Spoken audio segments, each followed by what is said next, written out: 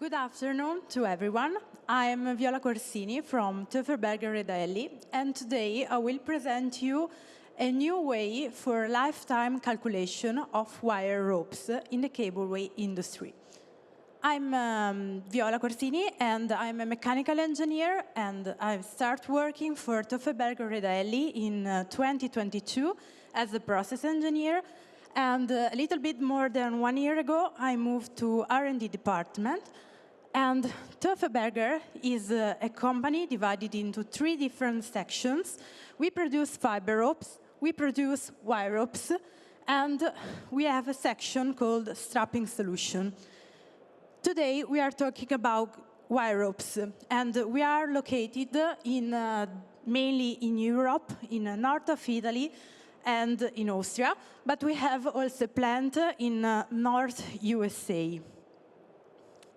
So, coming back to the title of this speech, so when ropes tell their story, the basic idea is that we had a lot of theoretical and mathematical formulas and theorems to calculate the rope lifetime. But we ask ourselves, how is it possible to be always correct when we apply a formula to calculate a rope lifetime? That's not possible because ropes, when it is installed in a system, there are many and many parameters that are real and we can't estimate. So we say, okay, let's stop thinking, let's stop using mathematics, but let's start listening to the story of the rope. What does it mean? It means that we created, in collaboration with Astarte Strategies, a model that is based only on experimental data. So no more mathematics, no more theorems, just experimental data.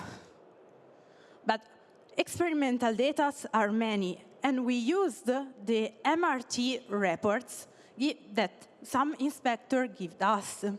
So we take different MRT reports for different ropes for many and many years of rope lifetime working. And from each report, we take the different distribution of the broken wires in 6 diameter, in 30 diameter, in 500 diameter, as this, according to the standard. So we created a database that included the MRT reports points, the rope characteristics, and the installation characteristics. With this database, we used a machine learning algorithm to train an AI model, and this AI model is now able to give us the value of the rope lifetime in different conditions, and this calculation is based only on experimental data, on MRT reports. So we don't use mathematics, we don't use theorems, we just use the experience of the rope. The name of this model is Cable. Cable reminds ourselves the rope itself, but it is the acronym of knowledge-based lifetime estimation.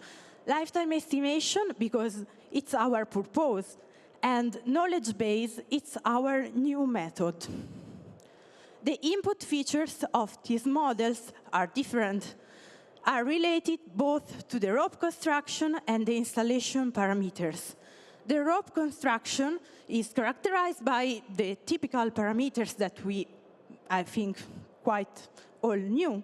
So, the nominal diameter, the construction of the rope, the type of core, the MBL, and so on.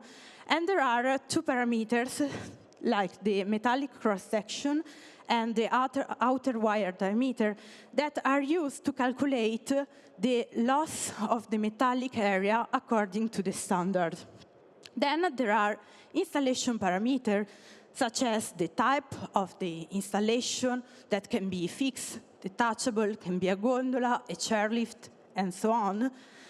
And then there are some other parameters related to the time of working for the rope. So the working hours, the number of shifts, and the speed that are used to calculate the bending cycles per year for the rope, together with the length of the rope. This is what our model looks like. So there is the input section, where we can add all the parameters we see in the previous slide. And then there is the output of the model. The output of the models are 3 different graphs. This graph represents the distribution of the broken wires during the rope lifetime. So it can be calculated in function of the years, so the working time, or in function of the bending cycles. So there are 3 different graphs, because the graphs are calculated for the 500 diameter, 30 diameter, and 6 diameter, according to the standard. In the bottom table, we can see a summary of the results. So for each length, is calculated the number of years that the rope can work until the reaching of the discard criteria, the related number of bending cycles and broken wires, and then there is the expected lifetime. That is a parameter, an indicator that we use to have a very fast idea of the lifetime of the rope. So it's calculated as the average between the 2 closest values between the 3 different calculations. So this model can be for sure useful for us, because we are a rope producer, and so we can change the input parameters to give to you our best rope for your installation. But then it can be used also for the inspectors that need to, after an inspection, need to have a clear idea on the status of the rope and of the future of the rope. But it can for sure be useful also for the owner of the installation that has to order a new rope, maybe. But maybe that rope have more 2 or 3 years of working. So it can be used to have a more precise idea of the rope that he has. So this is quite a new technology, because it's a new method, and there are many possibilities for future developments. For example, the extension to other fields, so not only for cableways. The point that is very important to understand is that the AI model is based on data.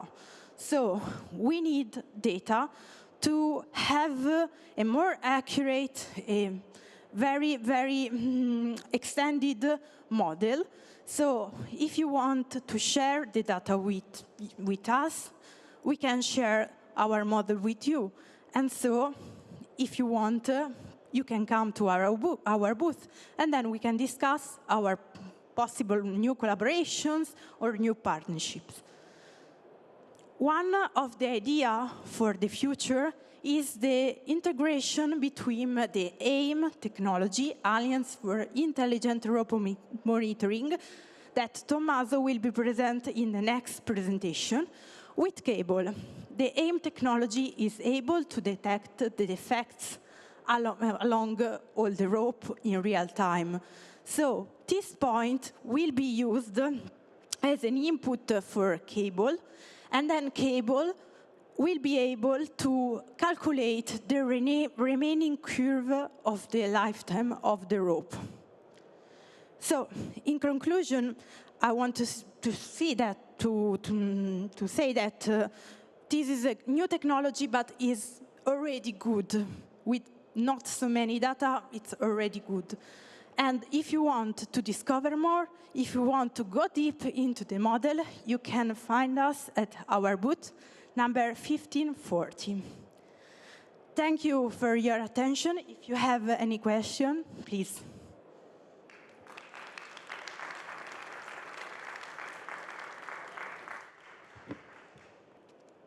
My question is, how do you, or in how far do you consider the lubrication of the rope, if there is any? Is Okay. it considered in your... Okay, no, this is just the first release of the model, so we consider only the strictly necessary parameters, but we can also include lubrication in future, with future release. But of course, we need data on lubrication, so we need to know when the rope is lubricated. How the rope is lubricated is not a problem, because we know how our ropes are lubricated, but the re-lubrication is a parameter that we can include when we will have data on that, because the model is based on data. Thank you. Thank you for this presentation. My question is, do you plan to develop this method also for textile ropes? No, for now, no, because our base is the MRT reports that can be done on steel wire ropes. So now our focus is that.